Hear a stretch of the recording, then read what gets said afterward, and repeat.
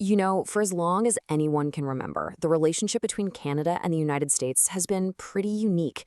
We're talking about the world's longest undefended border, massive amounts of trade, and millions of tourists just going back and forth. But lately, that flow, it's slowed way down, at least in one direction. Today, we're going to dig into a really dramatic and sustained drop in Canadian travel to the US, and we're going to unpack why it's happening and what it means for the American economy. So, to really wrap our heads around what's going on, it all starts with just one number: 12. Yeah, that's right. 12 straight months, an entire year where the number of Canadians driving into the US has dropped year after year. This isn't just some random fluke, a bad weather month or something. This is a real pattern. And a pattern like that, well, it raises a massive question, right? The one we're here to figure out today. Why have so many Canadians, who used to be America's #1 visitors, suddenly decided to just stay home, or maybe go somewhere else entirely? Okay, so first things first, let's get some context here. We've got to understand this is a consistent, year-long thing we're talking about. This isn't just a quiet month. It feels more like a national change of heart. So what could possibly cause something like that? What's the trigger? Well, all the evidence, it points right back to a series of political moves and some pretty heated language aimed directly at America's northern neighbor. Let's walk through exactly how we got here. Okay, so this timeline really lays it all out, doesn't it? It kind of started bubbling up during the campaign in 2024, but man, things got serious in 2025. In March, a huge 25% tariff was slapped on all Canadian exports. Then it gets jacked up to 35%, with other duties on top of that. And as if hitting the wallet wasn't enough, the words got a lot sharper too.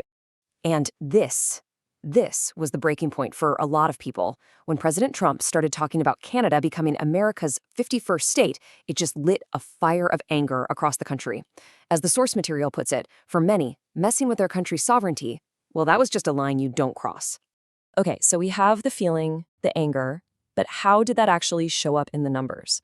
Well, the data from the Canadian government paints a really, really clear picture of a whole country changing its travel plans almost overnight. And honestly, the size of this drop is just wow. Take a look at December 2025. The number of Canadians driving back from the US dropped by more than 30% compared to the year before. I mean, even Statistics Canada, the official agency, called it a steep decline. That's not language they use lightly. But here's the kicker. You might be thinking, well, maybe Canadians just stopped traveling. Nope, not at all.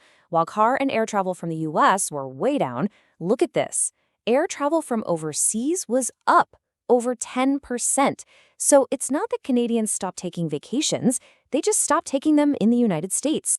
What we're looking at here, it has a name. It's pretty much the textbook definition of an economic boycott. It's everyday people using their travel money to send a message, to say, we don't agree with your government's policies. And let me tell you, that message comes with a hefty price tag. A really, really big one. So let's talk about the economic fallout of all this for the United States. To really get the scale of the damage, you have to know what things were like before. Back in 2024, Canada was by far the biggest source of international visitors for the US. We're talking more than 20 million visits, spending over $20 billion, and supporting something like 140,000 American jobs. Huge. And you know what? The US Travel Association actually saw this coming. Kind of. Back in February of 2025, they put out this huge warning. They crunched the numbers and said, look, in a worst-case scenario, a 10% drop from Canadians would cost the U.S. economy about $2.1 billion. But then you put that prediction up against what actually happened, and it's just staggering. The reality wasn't just worse than their worst-case scenario, it was 3 times worse. The drop wasn't 10%, it was closer to 30%, which means that $2.1 billion loss, yeah, the real number is way, way high. So where does that leave us? What's the big picture here? Let's try and pull it all together and figure out the main takeaways from this whole situation. When you boil it all down, the story really happened in 4 clear steps, right? First, you have the political tension that led to a huge traveler reaction. The data came in and proved it was real, and the end result was this massive economic hit for the US tourism industry. Simple as that.